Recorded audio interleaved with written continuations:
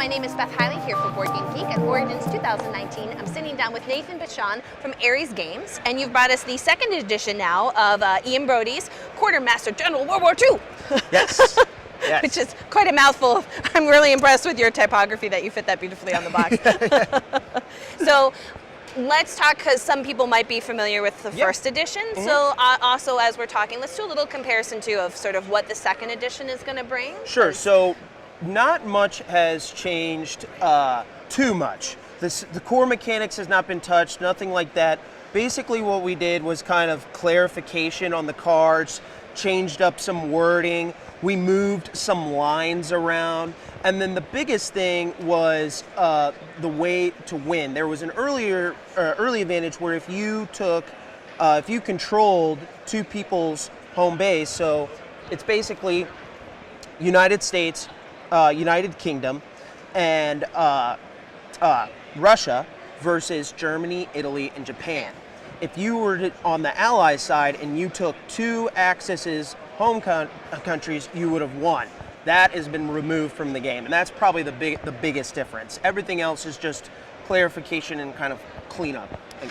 Now let's take a step back, and for people who maybe aren't familiar with this as a title before, let's just kind of give a quick overview of like what are we trying to do? Yeah, so it's a 2 to 6 war strategy game, but it's a little different. It's not so much as like combat driven, but it's actually you're doing the quartermaster role. So it's all about logistics. Each person will play a different country, and they all have their own unique decks and how they play. So Italy is going to be very strong on working around Italy, and it's very historical in that factor that if Italy starts spreading out, they're going to get weaker and weaker. They really want to play around the Mediterranean Sea.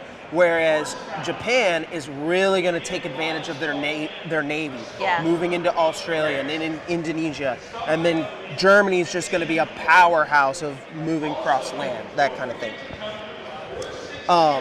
And then there's all different kinds of, like, each deck, there's a different size. So Italy, being a smaller country, has a shorter deck, whereas United States has a lot of resources. They have a ton.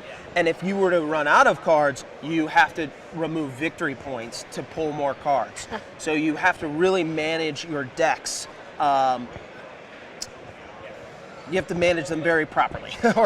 And with all those different flavors that the different countries would bring, I think always gave this game a lot of replayability because I would say akin to roles in Pandemic, where you view the game and the same set of rules from a very different perspective based on what your strengths and weaknesses are. And the people that have that kind of history background of World War II will definitely help them in kind of playing, knowing, kind of how Italy's role and stuff like that. But I always felt that this was very entry friendly for people who are not familiar with that historical period. Because I think a lot of World War II games are really intimidating to a lot of people. It's sort of, there's this perception, which I don't think is true, that you either specialize in knowing about World War II history or you know nothing. And of course that's not true. Whereas this is sort of gives you a good flavor and allows you to get into that. And I think, because I found when I was looking at this, I wanted to then learn more about this. Be like, why is Italy so good at supplies in a small region, but mostly by water? Whereas Germany was 100% land and yet had subs. Like, why was all that so? And and so that's what's nice about it too. It's there's not too much components or learning curve. It's basically all card based, and it can play in 30 to 40 minutes. So it's very fast.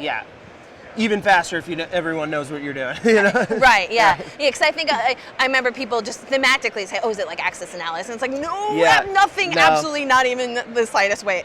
And another thing too is because it's like the quartermaster part, it's all about keeping your resources in a chain of command linked. So you can't spread an army out to here unless you have the pieces. Now this I don't have the proper colors. But right, but we'll pretend. But if they were to match up, you couldn't get here unless you had a source of income from your home base. And that's the other perspective I think people don't appreciate is like, you think of a lot of games as like troops go here, they fight, they win, they do terrible, and yet you don't think of the supplies it takes to actually move troops to point A to point B. And feed them and all that stuff. Just minor details. Minor details. Get them there, feed them. Now, what you have in front of us is final copy or prototype? Yes. So when are we looking at this might be available? End of the year. Okay. Hopefully by PAX Unplugged. That's our fingers crossed. Well, stay tuned then for you guys. If you want to check this out, will be coming out later this year then from Ares Games, which is Ian Brody's Quartermaster General World War II. This is the second edition. And Nathan, thank you again. Yeah, thank you. It was good. Great for having me.